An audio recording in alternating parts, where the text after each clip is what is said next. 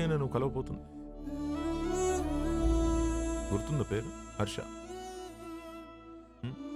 3 రోజులు పెళ్లి వాడికి.